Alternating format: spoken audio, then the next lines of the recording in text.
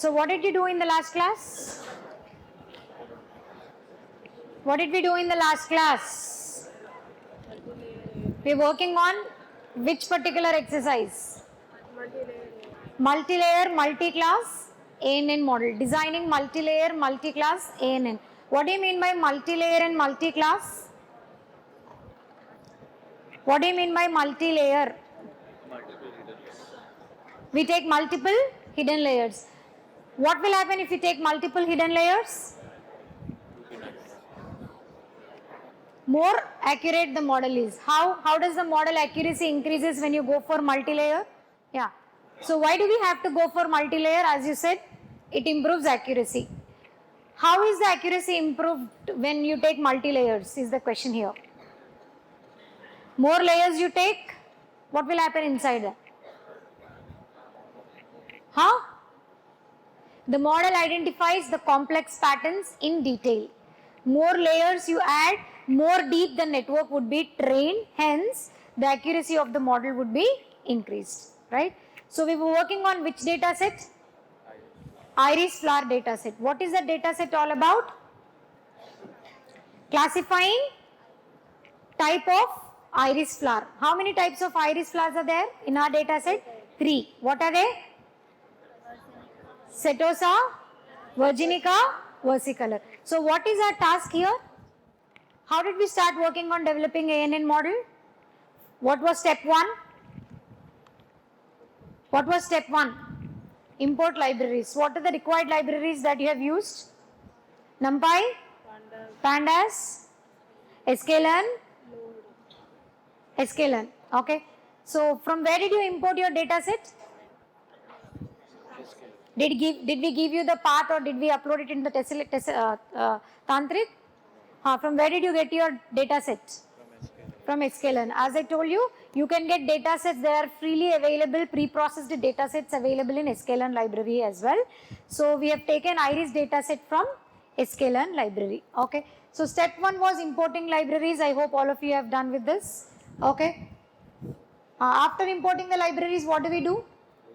We load the iris data set. So we have loaded the iris data set from sklearn library. So how many instances you have or how many rows you have in your iris data set? 150 rows. Okay. How many columns? 4 input columns and 1 output column. What are those 4 input columns? Sepal length, sepal width, petal length and petal width. What are those 150 instances? 50 belongs to each category of flower. 50 instances to Setosa, 50 instances of versicolor, 50 instances of Virginica. And what is the output variable here?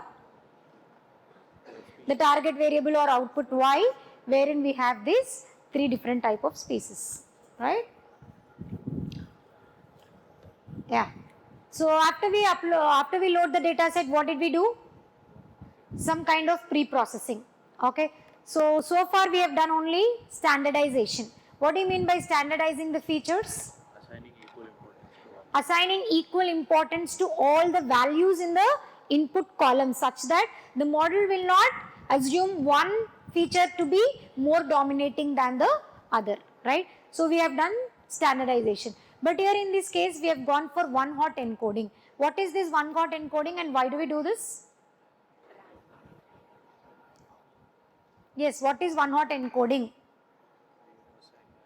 Assigning numerical values to the multi-class that we have. Okay. So instead of assigning binary values, even if you assign binary values, the model may assume 1 to be having the higher importance and 0 to have the lower importance. So we perform one-hot encoding wherein we give binary values for all different 3 types of flowers. So as we have 3 different classes here, we get 3-bit binary coding.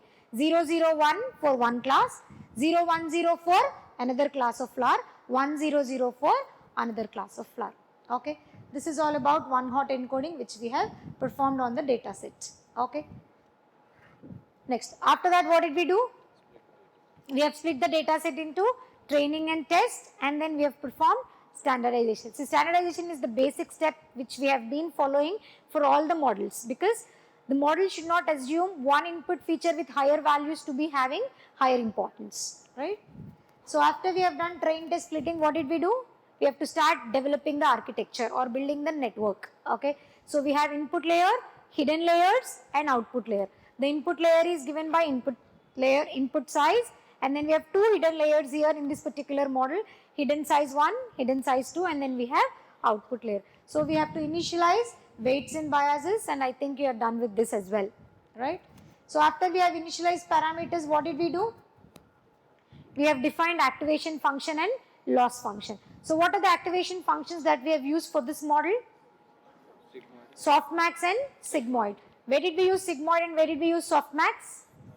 Sigmoid for the hidden layers because the values range in between 0 to 1, and then softmax for the output layer because here depending upon the probability of the values that we get, we are classifying the flower into either setosa, versicolor or virginica. I want the probability of the values to be taken into consideration. Hence we have gone for what? Softmax at the output layer. Okay. So we have done that, and then as I have multi-class category here in the output variable, I have to go for categorical cross entropy, which is the loss function. Okay. So we have defined loss function, we have defined activation function as well. Okay. After this, what do we do? Now we go for 3-step procedure. What do we do first? Forward propagation, we have computed the loss, backward propagation, and then go for the training loop. Okay. So did you complete forward propagation in the last session? Yes or no? If not, please complete that. Okay. So what we do in forward propagation here? We define a function called forward in which I am passing the parameters x, which is input, and then weights for the hidden input 1, bias hidden 1, weights for the hidden 1 to hidden 2, and then bias hidden 2, weights for hidden 2, and then finally the output. Alright, all of you start working on this. Complete forward propagation block. See, today we have to complete forward propagation, backward propagation, training loop in another half an hour because we have to start with the next exercise as well. Make it fast. See, you have already completed 4 exercises, so you should be very quick enough to complete your coding. Okay, the steps are same for all the exercises that we have done so far except changing the optimizer, changing the loss function, right? Complete forward propagation, complete activation function, complete loss function, and then define forward propagation. All the handouts of the lectures that have been covered so far are uploaded on Tufan, so you can refer them for this. Okay.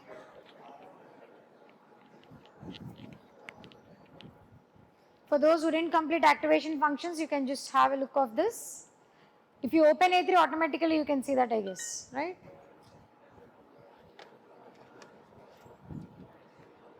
Define forward propagation. Define the function for forward propagation. If you have any doubts, you can raise your hands, we'll come there.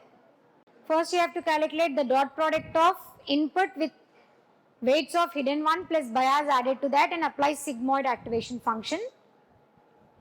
And then in the second layer, dot product of A hidden with weights of hidden layer 2 plus add the bias and apply the same sigmoid.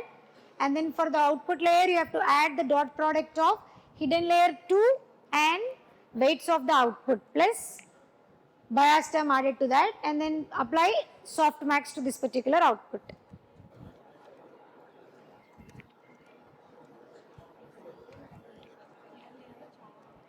See, observe the variables there. A hidden 1 is nothing but dot wx plus b. Okay, x is the input, w1 plus b1. Okay, apply softmax to this, which would be a1.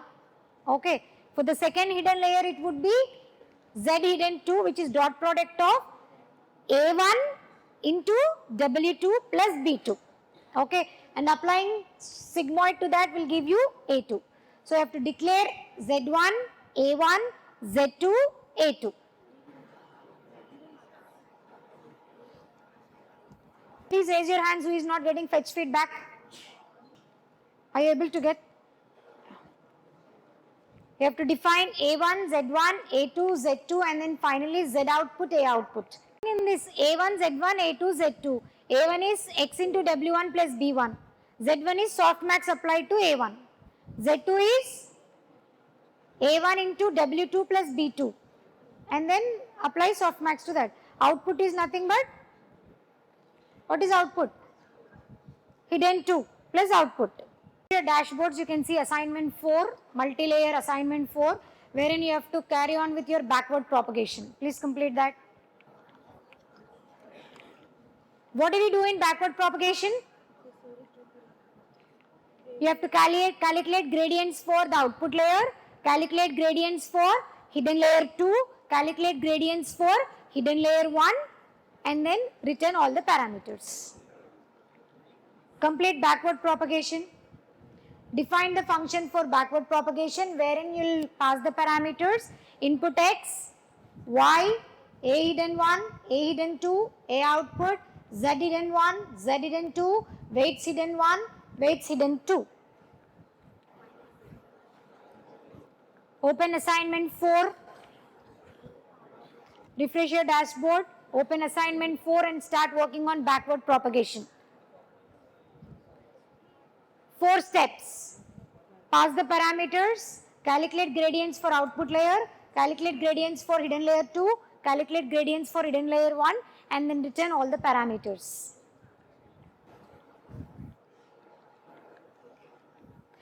You can quickly have a glance of this. I have defined the function backward. Calculate the output layer gradients by first assigning dz output, dz hidden 2 to output and then final output. Calculate the gradients for second hidden layer. Similarly, calculate the gradients for first hidden layer and return all the parameters. Try working on backward propagation. We have completed backward propagation. Make it fast. We have to finish training group and then start with next exercise today. You should be perfect by this time. You have completed 4 or 5 exercises so far. Close your laptops for a while. We have stopped the assignment. So, how did we develop ANNs and how did you actually work on ANNs and what are the data sets that you have used to work on ANNs? Yes. So far we have worked on numerical data set. What do you mean by numerical data sets? What are the data sets that we have used for exercise 1 regression? Insurance data set, right? And for classification, churn modeling, right? And then what was third exercise on? Again regression with Adam Optimize, we have used the same insurance data set.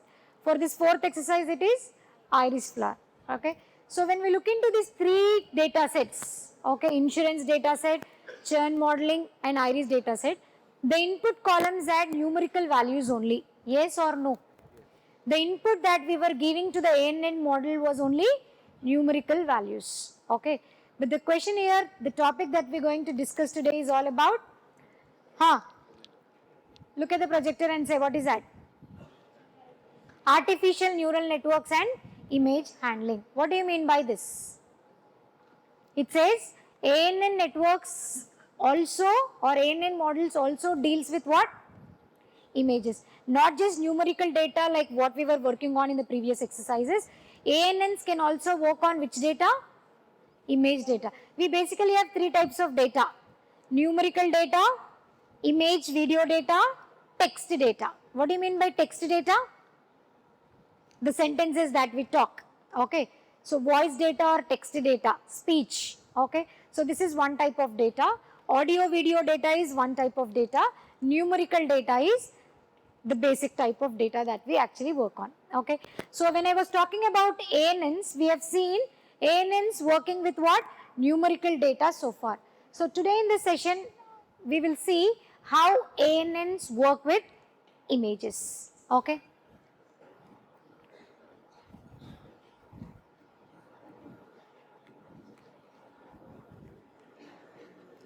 Yeah. So what is the exercise that we are going to work on? Transition on building ANN models which works with what? Images, okay? So ANN dealing with images will basically build a basic ANN for image classification. So we are taking a new data set which is called as MNIST data set, okay? ANNs can also deals with what? Image data. So in the previous session when I was talking about neural networks, I've clearly explained you how image is represented in a computer. We have pixels in the image, right? Image is formed with n number of pixels.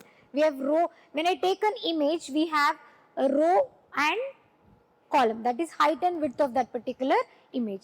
Depending on the number of rows and columns that the image has, we have those many number of pixels designed in that particular image. Pixels are being read by the computer when you give image as input.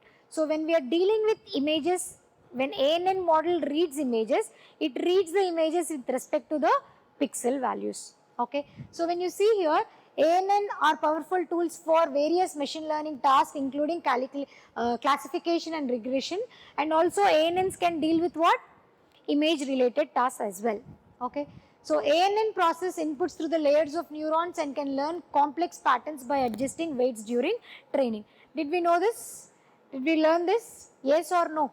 When we give input data, whatever the input data is, whether it is numerical data or image data, the input data is passed through the layers and then we calculate the loss function and the training happens with respect to the layers, right? So when we talk about image here,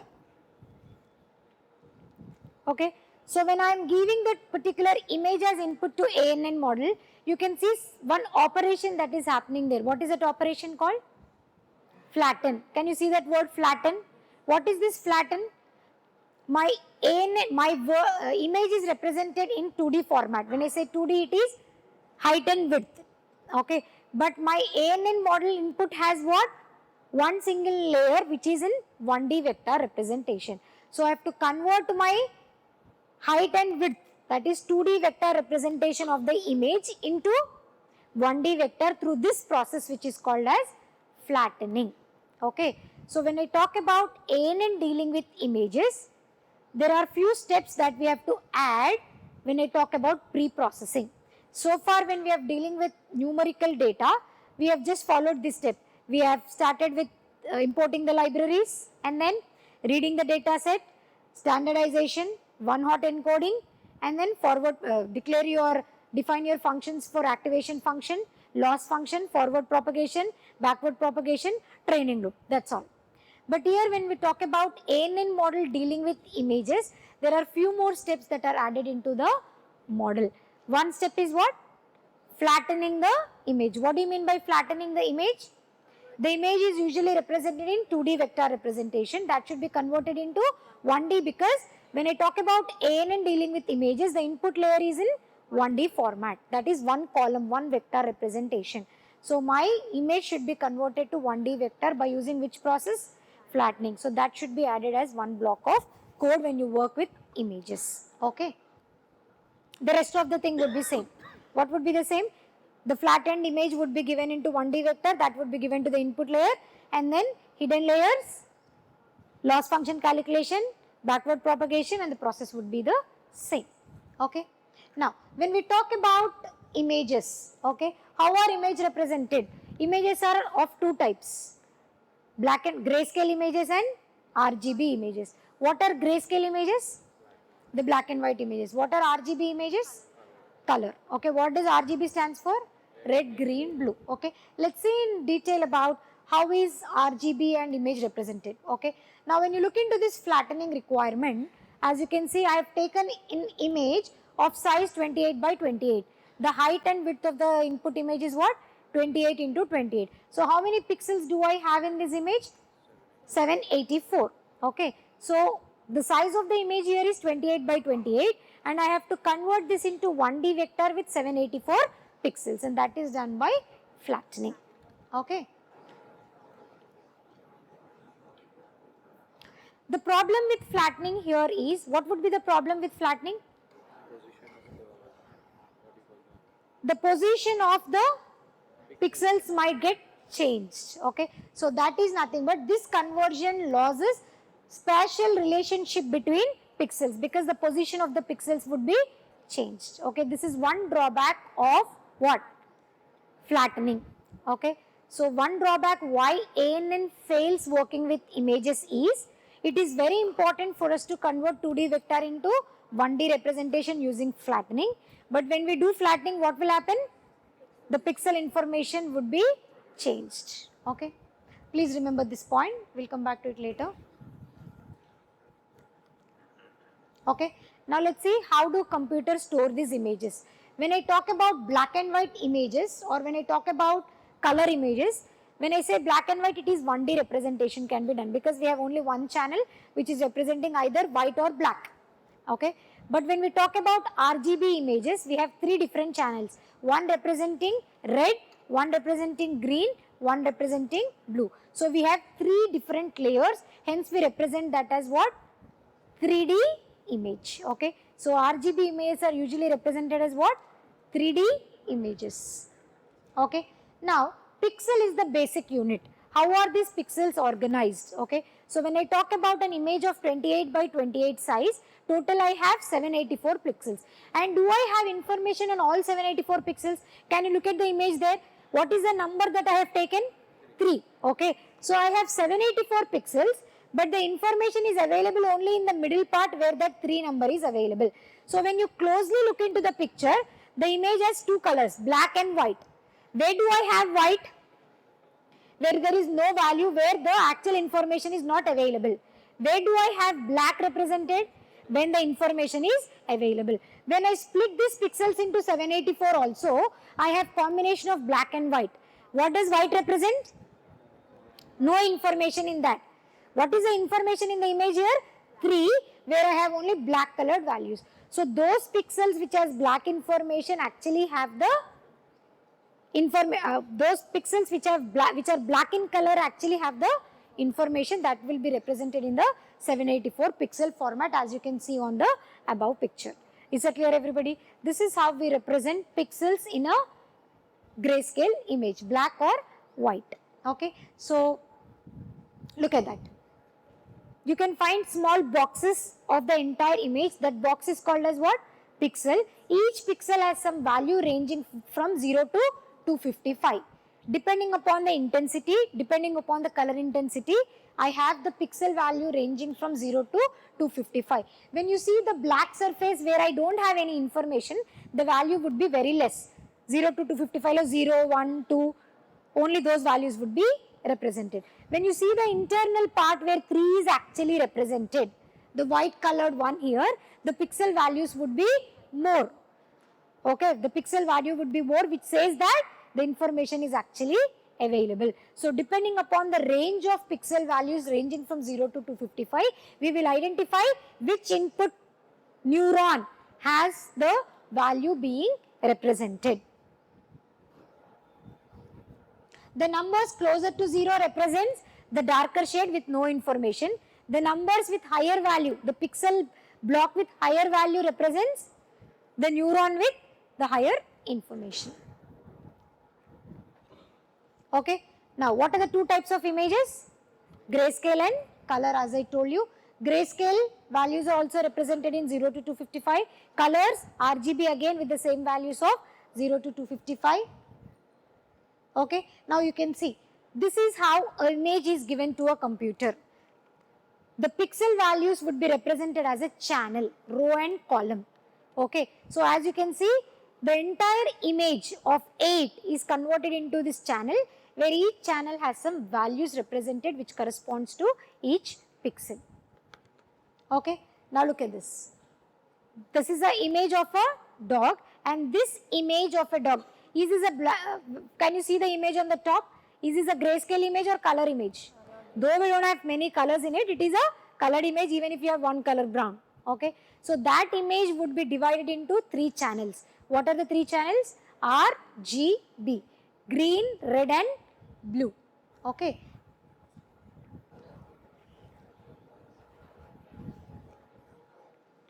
Okay. As you can see, this is how your computer access your color image in terms of 3 channels, red, green and blue. Each channel again has pixels whose values ranges from 0 to 255. This pixel with the lowest information will have the lowest value. The pixel with the highest information will have highest value. Okay. So these are the 3 channel. Okay. Now how do you calculate? When I talk about 3D representation of the image, I have I represent the image in n into m into 3. What does that nm3 stands for? N stands for the number of rows and columns. N and M stands for number of rows and columns, and 3 represents the channels that I am taking. Okay. So when you look into this particular image, I have how many rows and how many columns? 6 rows and 5 columns. So 6 rows, 5 columns, 3 channels. Hence I represent the size of the image as what? 6 by 5 by 3, or 6 into 5 into 3. Okay. Now, strength of ANN. Okay. So when I talk about ANN, we have seen ANN works with large data sets. See, it's like this. First we have machine learning, which deals with smaller data sets only. Okay. So as machine learning does not deal with neural networks, as machine learning works on basic algorithms, basic mathematical calculations, machine learning algorithms will not deal with large data set. Hence we have gone for deep learning, where we deal with what? Neural networks. And the first neural network that we have discussed was ANN, which has the capability to handle large data sets. Okay. So we have worked on different data sets, and your ANN model was working absolutely fine with larger data sets. And we've also seen that ANN can automatically learn the features from the data set. Did we give the feature representation in ANN models? Did we anywhere give the feature representation or feature extraction? Automatically the feature extraction was being done, because ANN model works on what? Neural networks, which will automatically extract the features. But this will not be the case when you talk about machine learning. Okay. So these are the 2 advantages of ANN. What are the advantages of ANN models? First advantage is ANN models will deal with what? Large data sets. Second advantage of ANN is what? Can automatically learn the features or patterns from the input data. Okay.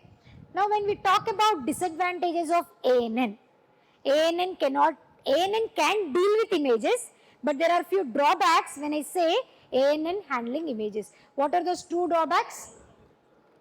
High dimensional input problem. That is, all the images are of not same size, right? As I told you, when I use a digital camera with high resolution, I get the large image. So processing large images is complicated for what? ANN. Because let me tell you, 28 by 28 is a small image, very small image, which will be taken in a basic Nokia basic model camera. But when we take, you can click a picture from your phone and check the properties of that. The image size would be around 1024 into 1024 or more than that. 28 by 28 only, it is 784 neurons in the input. When I take image of 1024 into 1024, how many input neurons do I have to take? 1024 into 1024. So input neuron will have more number of neurons. So high dimensional input problem is one issue that we deal when we work on images dealing with what? ANN model. Okay. Second disadvantage is what? Lack of spatial awareness. What do you mean by lack of spatial awareness? When I do flattening, what do you mean by flattening? Converting the 2D image into 1D vector representation, I will have the disturbance in arranging the pixels where the information might be lost, and the size of the 8 may be represented in different way in the given output. So my accuracy would be gradually reduced. So these are the 2 drawbacks when you work on with ANN model dealing with what? Images. What are the advantages of ANN? Works with large data sets. Second advantage, automatically identifies the patterns, complex patterns within the data. But what are the drawbacks of ANN? ANN can work only with the larger data. It can also work with images. But when ANN deals with images, there are 2 important drawbacks. What are they? High dimensional input problem. Second is lack of spatial awareness when we start working on flattening. Okay. For this reason, we don't use ANN for images. ANN works with images, but we don't prefer ANN working on with images, for which we use the second category of neural networks, which are called as convolutional neural networks, which we will start this Saturday. Okay. For today, I will explain you how to code ANN model with image data. Okay, you will not do it. I will show you how to build an ANN model which takes input data as what? Images. Is it clear, everybody? Yes or no? So what is this exercise 5 on? Developing an ANN model which takes which type of data? Image data. What is the data set that we are working on? MNIST data set. I'll explain you what is the data set and then we'll start with the exercise. Okay. What can you see here? What can you see here in the image? Is the network architecture changed? Okay. So when we deal with images, there are two important drawbacks. Okay. What are they? When we take an image, high dimensional, high resolution image, the number of pixels in row and height would be more, which with number of pixels increases. ANN model processing, more number of neurons in the input layer would be complicated. See, when I increase number of neurons in the input layer, obviously the number of neurons in the hidden layers also increases. And second thing is you have to add more layers. More layers in the sense not 1 or 2. You have to add 10, 20 layers for an image to be processed properly and to get a design. See, when we take 2 layers only, you can see how complicated the model was. When we take 20 layers, the ANN model would be more complicated. Second is, when we divide the image data into 1D vector, we may lose the information, most important information in the image. That is the reason we don't go for ANN when we deal with images. Okay. So when you look into this picture here, there is no change in the network architecture. What is the only change here? The way I take the input and the way I give the input to the layer. I am giving the input in terms of those pixel values only. That is that. But before I do that, I have to go for some pre-processing of image. Some pre-processing of image. Okay, we will see what was those pre-processing, how do I convert them and all that. Okay. Now, the data set that we are dealing is MNIST data set. Okay. So, MNIST data set is all about handwritten digit recognition. What is that data set all about? Handwritten digit recognition. How many digits are there in maths? 0 to 9. So, total 10. So, how many output nodes do I need in my architecture? 10, because I have 10 digits which are from 0 to 9. Is it clear? How many input layers do I have to take here? 1 input layer. How many neurons in the input layer depends upon the size of the image. Okay. So, here in the previous picture, what is the size of the image? 28 by 28. I am taking a number 7 and the size of the image is 28 by 28, for which I have 784 pixels. Hence, the size of the input layer is what? 784 pixels. For identifying the 7 digit, my output layer will have 10 nodes because I have 10 digits representing from 0 to 9. Is it clear? Remaining hidden layers would be same. How many layers you take? That depends on you, depending upon how good you want the accuracy to be. More layers you take, more good the processing happens and more accurate your model will give you the predictions. Okay. So, how many images are there in this MNIST data set, guys? 70,000 images in total. How many images? 70,000, out of which 60,000 are training data, 10,000 are test data. What do you mean by training and testing? Training data is used for training the model. Test data is used for checking whether the model is working as per your requirement or not. Okay. Okay. The structure of the data set. All the images are of size what? 28 by 28. So, we will have the network where input layer has how many neurons? 784 neurons. Output layer has 10 nodes that represent 0 to 9. Okay. So, this is how your data set is available. 0 to 9, different types of handwritten digit representation. Okay. So, here black color represents what? No information. White color represents information. Okay.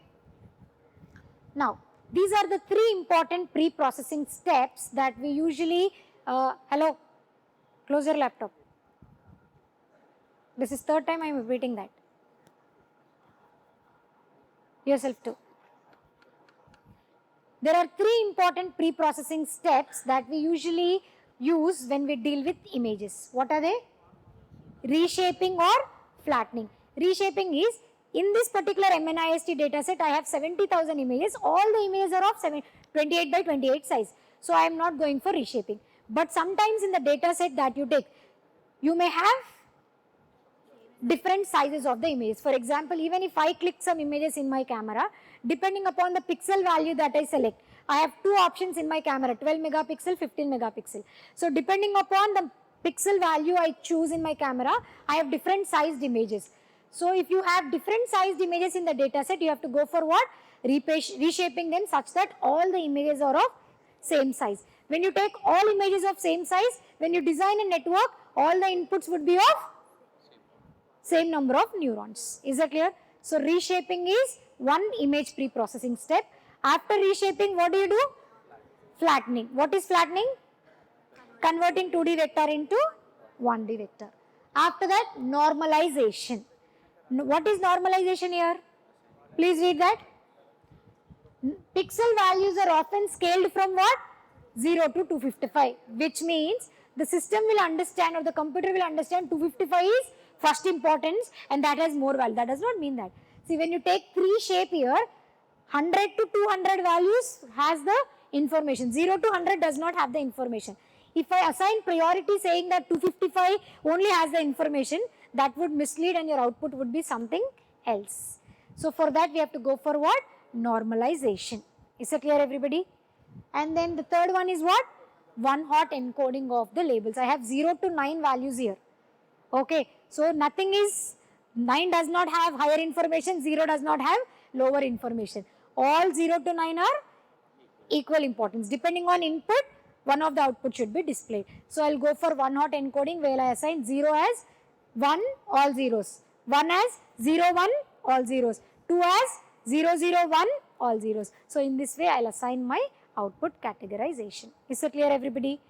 What did we do? What did we do in Setosa, Virginica and Versicolor? One output layer of label Setosa, Virginica, Versicolor is divided into Y Setosa, Y Virginica, Y Versicolor, where they'll have 0 or 1 values. Same thing I'll do here in one hot encoding. Is it clear, everybody? So what are the 3 pre-processing steps? Reshaping if required.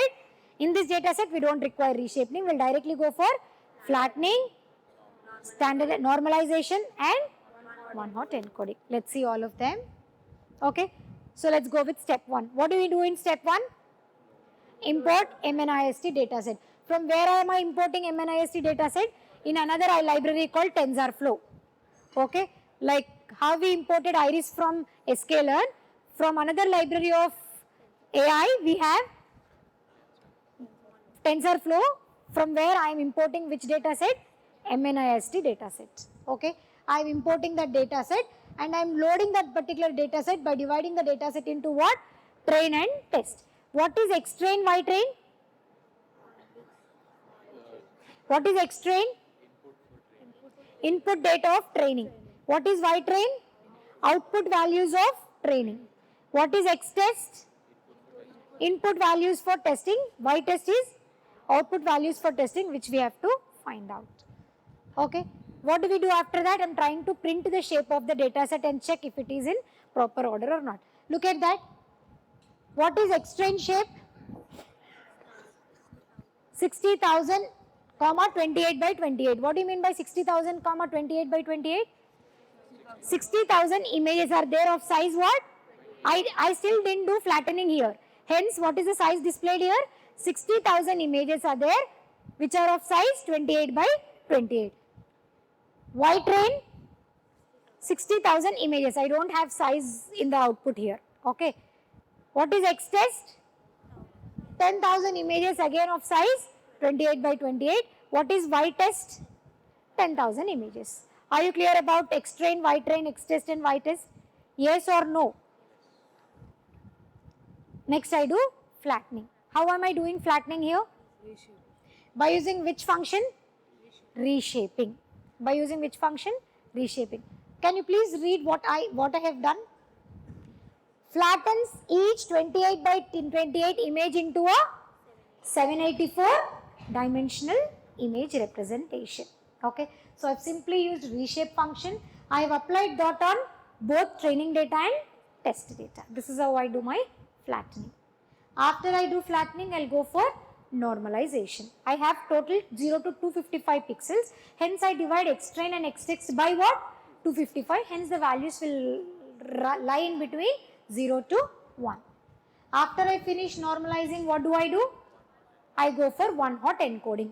I use the function I for creating an identity matrix which will have 10 represent. So I want to create identity matrix with 10 values. Hence I have given np.i of 10. In the previous data set where we have worked on with iris data set where I have only 3 classes, we have given np.i of 3 because I had only 3 classes. Here I have digits 0 to 9, 10 classes. Hence I want to create an identity matrix of what? 10, 0 to 10. So these are the 3 pre-processing steps. Let me repeat. What are they? First we flatten the images, we normalize the pixel values, and then we one hot encode. Now let's check the shape again. Okay, now look at the shape after doing the pre-processing. Look at the xtrain shape, 60,000, 784. What was the previous size of the image? 60,000 into 28 by 28. So I have converted into 60,000 into 784. Check Y shape. Y train 60,000, 10 because I have 10 digits representing from 0 to. Are you all clear with this? So till here only it is different. Rest of them would be the same again. Okay, let's quickly have a glance about it. What do? Initialize what? Weights and biases. As you can see, input size 784 pixels. Hidden layer I am taking 10 neurons. Output layer I am taking 10 neurons. I am taking only one layer. So input layer to hidden size to output size. I am assigning weights and I am assigning biases. Is there any change here? No. The code would be same. After initializing, what do? We define activation functions. So I am using sigmoid and softmax. Why softmax? Again, probability. 0 to 9. 0 to 255 la a value unna gani it is okay. So I will go for softmax. So I am defining the activation function. Is there any change here? No. And then forward propagation. Is there any change in forward propagation? Wx plus b, a1 and z1. Apply the forward propagation into one layer and return all those parameters. And then what is the loss function here? Categorical cross entropy. Why? Multi-class. 0 to 9. I have 10 classes. So I will go for what? Categorical cross entropy. And then what? Backward propagation using gradient descent. Is there any change here again? Calculate the gradients for output layer. Calculate the gradients for hidden layer. And then finally come back to the input layer. Return the parameters. And then finally we will update the parameters. We'll go for training loop. What did I do in training loop? First, forward propagation, compute loss, backward propagation, calculate the gradients, update the parameters, and then repeat the process. Is that clear, everybody? And when you do this, I'll go for predictions, and then I have just visualized and predicted. Look at that. What is the true value? The image is 7, but what is the predicted value? 1. Why is the machine not able to predict properly? Because when we are converting the images, when we are doing that flattening, that pixel values are rearranged and changed. The spatial parameters updating is getting changed. Hence, I am not able to get my proper output. So, when I am giving the image as 7, the predicted output is what? 1. I have tried to give another image 9. The predicted output is again what? 1. Okay. Which says that ANN will work with images, but you may not get the desired output for various reasons. One reason, I have designed a simple neural network with only one hidden layer. That might be one reason. If you include 10 or 20 hidden layers, maybe your ANN also works well, but what would be the disadvantage? More number of hidden layers, more complex the circuit will be, more time taking. Hence, learning the parameters, updating would, see when I take 20 layers, imagine the backward propagation code from output to hidden 20 to hidden 19, hidden 19 to hidden 18 till hidden 0. You can see how complicated the network becomes. This is one disadvantage. Second disadvantage, I am just taking 28 by 28 only. For this, the output is around 10% or 20% accuracy. If you take larger images, You may not even get 10% accuracy when ANN will deal with images. So for this reason, we don't prefer using ANN models when we work with what? Image data set. Okay. So in the next class, we'll see convolutional neural networks, which works well when we deal with images. Is it clear? So we will also share you this handout today. You can just practice ANN working on with images also, and we'll share you a Google Drive link wherein you have to upload all your image data handling exercise as well. Okay, though you are not doing it here in the auditorium, you have to do this exercise in Google Colab or Jupyter Notebook and upload that onto the drive that we share. Okay, so with this we are done with ANN. From next session we'll start with working on with CNN. Probably all the PDFs what we have covered till now are available on Tufan. You can just log into Tufan. There's a course called as DL course, Deep Learning course. You can just go to the study material section. You can download lots of all the PDFs. Right? And I just asked since this last topic was a bit fast, so I wanted you to test it out. So Madam is sharing the PDF version of it so that you can go through, right? And I will, or we will share a mind map of what this program is coming up post website. Okay, and WhatsApp this step we have shared our mind map of what we covered so that you can have a quick glance. So what is what, and what the data set like is. Right. Any questions here? Any questions? Okay. So prior to that, I have one question which is this is not related to this, which is related to your activity.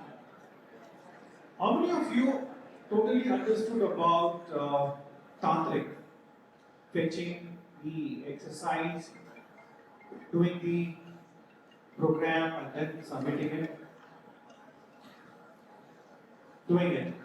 How many of you understood the complete process? Raise your hand like this. Very good. So most of you and a few people who did not raise, I don't know why did you understood. So please ask your mentors, they will help you out. So there's a question on this, those who have understood. Now when you fetch your Jupyter notebook, you write your solution, and when you execute that solution, you're not submitting to server, but you're executing that solution. Where does this resource used? Is it your laptop resource being used? Or is it really whatever solution you have written and you want to run? When you run it, it is going to the CPU or GPU which is hosted by a college, or your GPU which is there in your laptop that is being used. Which is the path that does it follow? Yes, anyone? Pardon? Colleges or yours? How many of you tested that?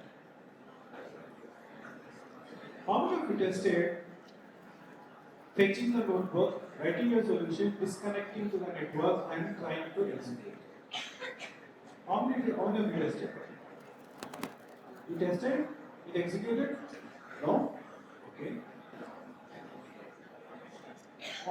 Because now we are jumping into GPUs, most probably from CNN.